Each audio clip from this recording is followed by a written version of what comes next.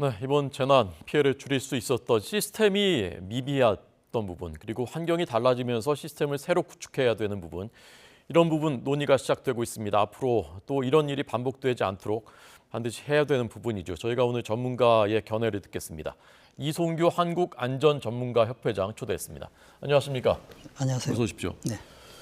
자, 우선 이제 계속 이제 폭우가 올 때마다 지금 지하 시설들이 네. 피해가 크고 여기서 인명 피해가 많이 발생을 하고 있단 네. 말입니다. 특히 지하차도 이번에 피해가 컸는데 여기를 이제 자동 차단하는 시스템을 사물 네. 인터넷이라든가 네. 이런 거 있어야 되는 것 아니냐라는 네. 이렇게 논의들이 많던데 어떻게 보십니까? 그렇습니다. 지금 꼭 필요하고요. 근데 정부에서 자동 차단 시스템이라는 것은 이거거든요. 지금 어떤 상황이 발생했을 때 사람이 버튼을 누르면 자동으로 내려온다 해서 자동 차단 시스템이에요. 네. 어찌 보면 자동 차단 시스템이 아닐 수가 있거든요. 네. 왜냐하면 작년에 그 방음 터널 화재 사고 났지 않습니까? 네, 네. 거기에도 화재가 났을 때 자동 차단 시스템이 돼 있었어요. 예. 그런데 작동이 안 됐거든요. 네, 네. 이유가 고장 난 게 아니라 버튼 누르는 당사자가 누르지 않았어요. 네. 그래서 지금 이제 제안하면 이런 사람이 눌렀을 때 자동으로 차단되는 게 아니고 네. 어떤 조건이 되잖아요. 네. 비가 많이 온다 하면 자동으로 하는 어떤 과학 기술이 좀 첨가되는 자동 시스템, 자동 차단 시스템이 꼭 필요하다고 생각합니다. 네. 그러니까 지금 이제 사물 인터넷 시대이기 때문에 그 그렇죠. 장비 자체에서 감지하면 누가 그렇죠. 지시하거나 명령하지 않아도 자동으로 이제 차단되는. 그렇죠. 예. 지금 우리 생활은 첨단 과학 기술로 인해서 생활을 하고 있거든요. 네. 그러나 안전관리 시스템은 20년 전이나 30년 전이나 올해나 똑같아요. 전화로 하고 뭐 버튼 눌러야 되고 안 누르면 아무리 긴급한 상황이라도 그 당사자가 버튼 하나 누르지 않으면 모든 시스템들이 다 무용지물 돼버리는 그런 지금 현실입니다. 네. 그런 시스템을 구축을 하는데 뭐 시간이나 예산이나 이런 것이 굉장히 많이 듭니까? 아니면 빨리 할 수 있는 겁니까? 예산도 적지는 않게 들죠. 시간도 좀 들어가고요. 근데 저는 그 안전 예산 이렇게 하거든요. 안전에 들어가는 비용은 없어지는 소모 비용이 아니라 네. 안전에 들어가는 비용은 투자 비용이다라는 이런 인식 전환이 필요합니다. 네, 뭐 당국이나 이럴 그 건설업자들 보면은 전부 돈이 소모된다라고 하거든요. 네, 네. 그런데 투자 비용으로 생각해야 되는 이유가 만약에 사고 났을 때 복구 비용을 생각한다면 투자 비용은 100분의 1, 1000분의 1도 안 될 수 있기 때문이죠. 네. 2021년도에 사실은 이제 국민권익위원회가 위험도가 높은 곳부터 차단시설 설치라고 했지만 이게 지금 2년 지났지만 뭐 예산 배정되고 네. 지금 공사하고 있고 이런 상황인데 이건 아주 각별하게 비상한 속도로 이제 해야 되는 것이다 지금. 그렇습니다. 예. 기존의 속도로 해서는 안 되는 것이다. 네, 기존의 속도를 했어도 이제 안 되는 것도 중요하지만요. 네. 그 위험도 선정이 잘못되고 있어요. 네. 가장 위험하다고 했으면 이 지하 터널이 가장 위험하다고 했으면 설치가 됐을 거예요. 네. 근데 그 위험도 파악을 못 하는 것이죠. 그게 가장 안타까워요. 네. 지금 이 등급도 4단계 중에서 가장 위험 등급이 4단계인데 3등급으로 돼 있어요. 네. 그만큼 위험도를 느끼지 못했다는 얘기죠. 그러니까 3등급으로 지정되거든요. 그래서 이런 전반적인 어떤 안전에 대한 어떤 지식들이나 이런 것이 부족했기 때문에 이런 결과가 나지 않았냐 이런 생각도 그 해봅니다. 등급 지정은 누가 하는 겁니까? 당국에서 하는 것이죠. 네. 뭐 행정안전부에서. 기준을 바꿔야 되는 겁니까? 그럼 이제? 기준을 바꾸는 것이 아니고 네. 위험도가 얼마 되는지는 몰라요. 위험도는 예를 들어서 90이라고 하면 위험도를 30으로밖에 알지 못하고 있는 거예요. 네, 네. 알지 못해서 문제가 되고 있는 거죠. 예. 과거에는 회장님, 과거에는 우리가 이제 지하가 효율이 있고 네. 뭐 땅 이렇게 별로 없고 그러니까 지하 시설들을 많이 만들었는데 지금 지하 터널, 지하차도 뭐 이런 굉장히 많지 않습니까? 네. 그런데 이제 기후가 이렇게 변하다 보면 지하 시설 만드는 것 자체에도 이제 신중해야 한다라는 의견도 있던데 거기에 대해서는 어떻게 생각하십니까? 정말 좋은 지적입니다. 그 전에는 우리가 지하차도 같은 게 없어도 됐거든요. 네. 지하차도 의미가 그거거든요. 사거리에서 신호등 없앤다는 얘기입니다. 네, 네. 하나 놓고 밑에 들어가면 신호등 없이도 통행이 신속하게 한다는 얘기거든요. 네, 근데 네. 그 전에는 통행량이 적고 어떤 경제 규모가 낮았기 때문에 신호등이 있어도 지하차도를 굳이 비용이 들어서 만들 필요가 없었는데 앞으로는 지금 계속 만들어지고 있거든요. 네, 네. 그래서 이제 앞으로 이렇게 만들어진 거에 대해서는 안전의 대책은 따라가지 못하고 지금도 20년 전하고 똑같다라고 네. 생각하고 있습니다. 예. 그러니까 만드는 것 자체도 조금 더 신중해야 되고 불가피하게 만들 때는 안전 기준을 크게 높여야 된다. 그렇습니다. 네. 이 지하 시설물들에 대해서는 총체적으로 지하에 있는 모든 시설물들에 대해서 지도를 만들고 네. 또 각각의 관리 주체, 책임 주체들을 아주 세밀하게 정해야 된다라는 여론들도 있더군요. 그렇습니다. 지금 뭐 지도를 만들고 뭐 담당자를 만들고 뭘 하는 것은 어떤 외관상으로 보면 어떤 매뉴얼 같은 게 굉장히 좋아요. 네. 그러나 매뉴얼이 있냐 없냐가 중요한 게 아니라 매뉴얼의 내용이 어떻게 했냐 중요하거든요. 이번 같은 경우도 그거거든요. 왜 차단 장치를 하지 않았냐라고 하니 매뉴얼에 가장 중요한 부분이 50cm가 물이 차지 않으면 차단하지 않도록 돼 있어요. 네. 이상 돼야 차단하고 돼 있다는 얘기예요. 그런 매뉴얼이 돼 있어요. 그러니까 1시간 뒤에 5분 뒤에 물이 10,000톤이 들어온다 하더라도 그 매뉴얼에는 차단하지 안 해도 된다라는 그 규정이 있어요. 네, 네. 그렇기 때문에 매뉴얼에 의미가 없는 것이죠. 예. 그래서 어떤 제도나 이런 것도 있냐 없냐가 중요한 게 아니고 이제는 있는데 내용이 어떻게 돼 있냐가 정말 중요하죠. 그래서 그런 내용들을 완벽하게 위해서는 어떤 안전에 대한 어떤 지식이 있고 뭐 이런 그 콘텐츠들을 어떤 개발하고 선진 외국들의 어떤 그 벤치마킹하는 이런 시스템들이 꼭 필요하다고 생각합니다. 네.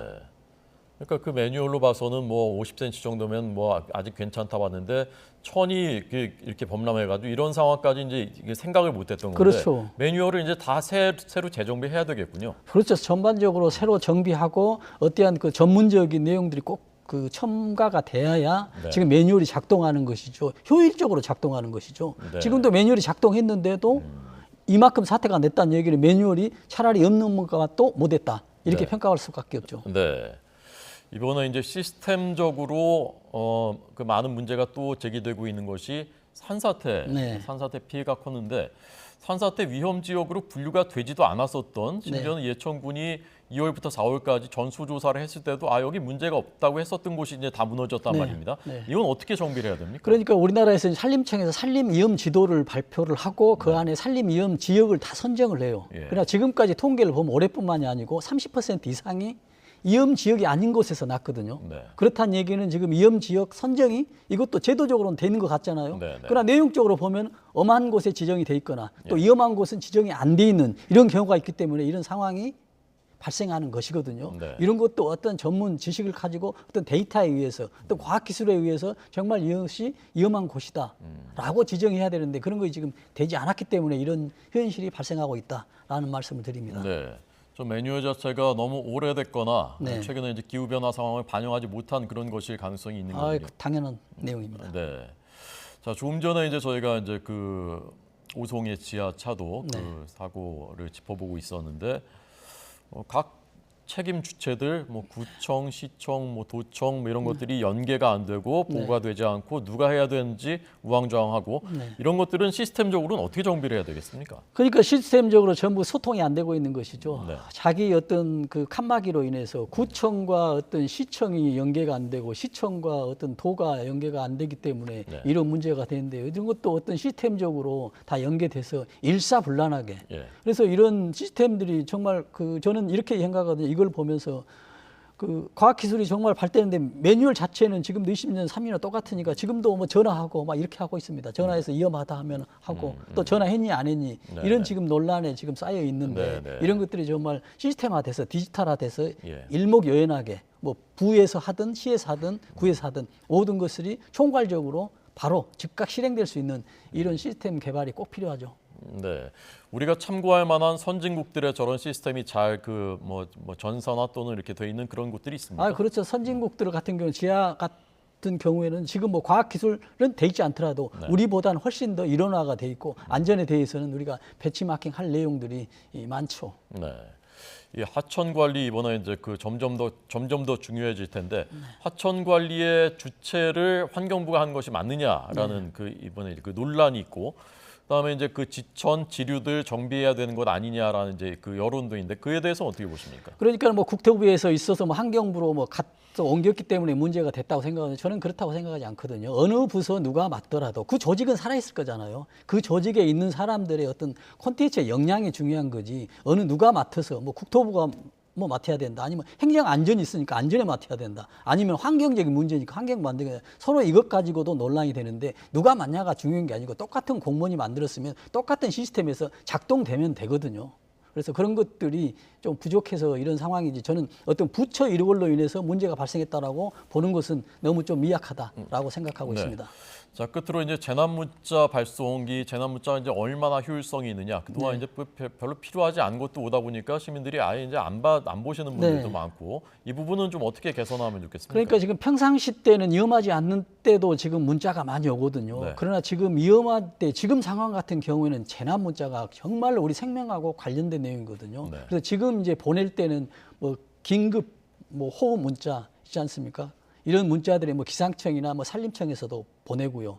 또 뭐 서울시 같은 경우에서도 뭐 침수, 뭐 경보제 뭐 이런 것도 다 발령하거든요. 그러나 평상시 때는 이러한 내용들이 어떤 스팸으로 분류가 돼서 뭐 귀찮아하지만 지금 오는 것들은 굉장한 정보가 되기 때문에 가족들이 멀리 떨어져 있으면 자녀분들이 어떤 부모님들하고 소통을 하면서 이런 문자에 대해서도 대응을 해야 되고요. 또 중요한 것은 이런 문자 내용보다도 지금 어떤 휴대폰에 앱을 깔 수 있거든요. 그러면은 행정안전부에 제공하는 안전 디딤돌을 깔면 내 위치가 어느 정도 되고 지금 산사태 위험이 되고 뭐 범람할 수 있는 모든 정보들이 다 있기 때문에 이런 것도 꼭 확인해서 어떤 자녀들과 소통하는 것이 그 안전 대책의 상당한 일환이 될 것이다라는 생각도 합니다. 안전 디딤돌이요? 네, 안전 디딤돌. 네, 안전 디딤돌입니다. 그러면 이제 알림 같은 게 옵니까 계속? 알림 같은 걸 확인할 수가 있습니다. 이 문자 같은 것은 행정안전부 이런 기상청에서 바로 다이렉트로 오고요. 안전 디딤돌 앱을 보면 앱에 풍수에 뭐 호우, 뭐 댐, 뭐 산사태, 뭐 행동 요령이 다 깔려 있거든요. 어느 곳에 내가 가면 위치 지형을 모르잖아요. 특히 밤 같은데. 그럴 경우에는 여기가 얼마나 위험하다는 얘기죠. 산 같은 경우도 모든 산이 다 위험하지 않거든요. 서울 같은 경우도 관악산이나 우면산 같은 걸 비교하면 관악산은 돌로 돼 있기 때문에 무너지지가 않아요. 그러나 우면산 같은 경우는 그 토질의 양이 응집력이 약한 걸로 되어 있기 때문에 물이 흡수되면은 산사태 확률이 높죠. 그렇다 보면 내가 타지에 갔을 때 이 산이 어떤 위치인지를 모르기 때문에 산의 토질이 이런 것들은 이제 앱을 통해서 디딤돌 앱을 통해서 확인할 수가 있고 우리가 검증도 할 필요가 있죠. 자, 이송규 한국안전전문가협회장의 진단 들었습니다. 감사합니다.